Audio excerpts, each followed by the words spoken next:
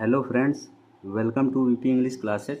और आज हम बात करेंगे सब्जेक्ट वर्ब एग्रीमेंट के पार्ट 6 की। तो इस पार्ट के अंतर्गत आज हम बात करेंगे रूल नंबर 11 और रूल नंबर 12 की। तो सबसे पहले हम रूल नंबर 11 की बात करते हैं।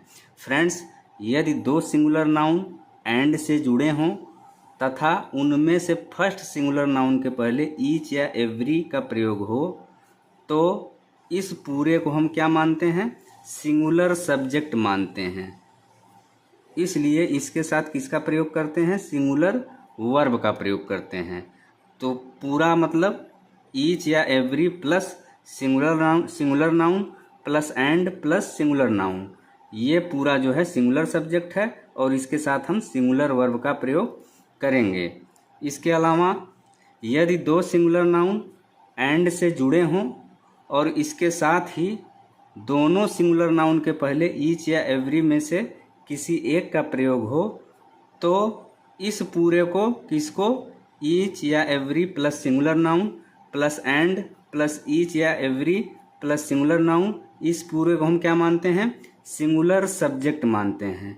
और इसके साथ किसका प्रयोग करते हैं? सिंगुलर वर्ब का प्रयोग करते हैं। तो ये हो गया रूल नंबर 11।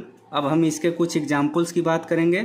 सबसे पहले एग्जाम्पल नंबर 1, प्रत्येक पेन और पेंसिल काली है, यानी each pen and pencil is black.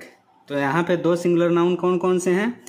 Pen और पेंसिल। ये दोनों किससे जुड़े हैं? एंड से जुड़े हैं। इनमें से फर्स्ट सिंगुलर नाउन जो कि पेन है, इसके पहले क्या आया है? ईच आया है। तो इसलिए ईच पेन एंड पेंसिल ये पूरा क्या हो गया? सिंगुलर सब्जेक्ट हो गया। तो इसलिए इसके साथ सिंगुलर वर्ब का प्रयोग होगा। सिंगुलर वर्ब यहाँ पे क्या है? इज है।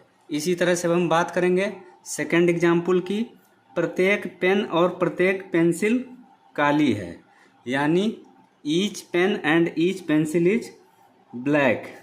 तो यहाँ पे दो सिंगुलर नाउन कौन कौन से हैं? पेन और पेंसिल। ये दोनों किससे जुड़े हैं? एंड से जुड़े हैं। और इसके साथ ही दोनों सिंगुलर नाउन पेन और पेंसिल के जस्ट पहले ईच का प्रयोग हुआ है। इसलिए इस पूरे को किसको? Each pen and each pencil, इस पूरे को हम मानेंगे सिंगुलर सब्जेक्ट। और इसके साथ किसका प्रयोग होगा? सिंगुलर वर्ब इज का प्रयोग होगा।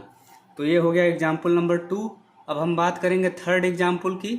तो आइए देखते हैं थर्ड एग्जाम्पल क्या है। प्रत्येक लड़का और लड़की विद्यार्थी है, यानी each boy and girl is student.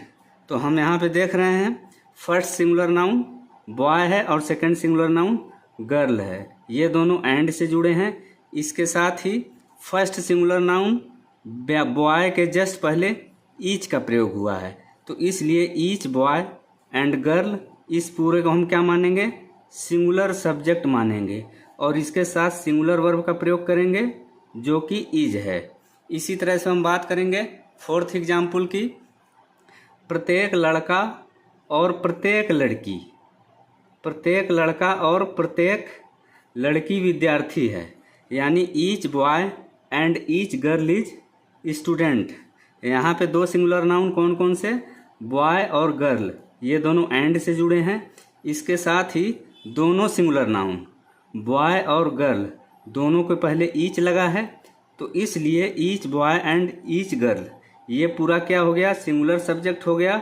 और इसके साथ सिंगुलर वर्ब इज का प्रयोग हुआ है। इसी तरह से हम बात करेंगे रूल नंबर 12 की। तो आइए देखते हैं नेक्स्ट रूल क्या है।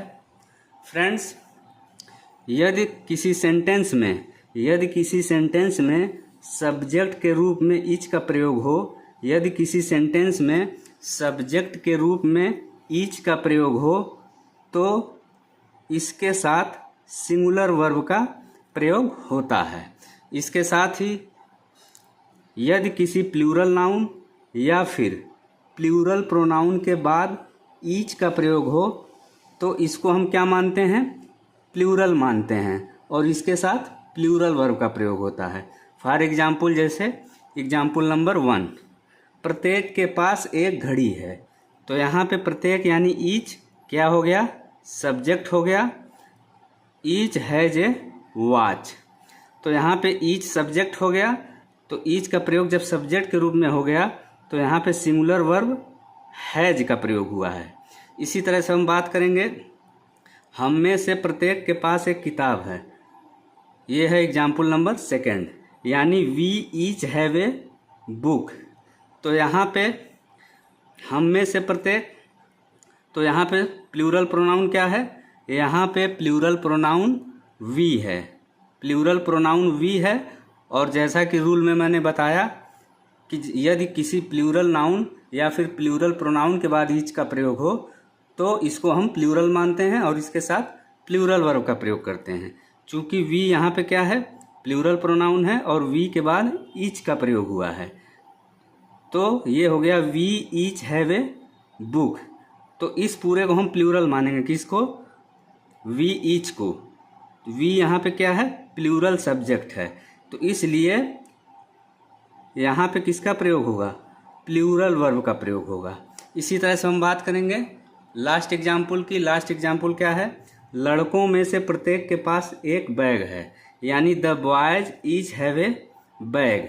तो यहाँ पे प्लूरल नाउन क्या है? द बॉयज है, जो कि सब्जेक्ट के रूप में है।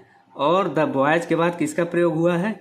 ईच का प्रयोग हुआ है। द बॉयज के बाद किसका प्रयोग हुआ है? ईच का प्रयोग हुआ है। तो इसलिए इस पूरे को हम क्या मानेंगे? प्लूरल मानेंगे और इसके साथ प्लूरल वर्ब हैव का प्रयोग करेंगे। और यहाँ पे द बॉयज कैसा सब्जेक्ट है? प्लूरल सब्जेक्ट है। तो फ्रेंड्स, ये था आज का वीडियो। अगर वीडियो आपको अच्छा लगे तो वीडियो को लाइक करें, शेयर करें, साथ ही चैनल सब्सक्राइब करना न भूलें।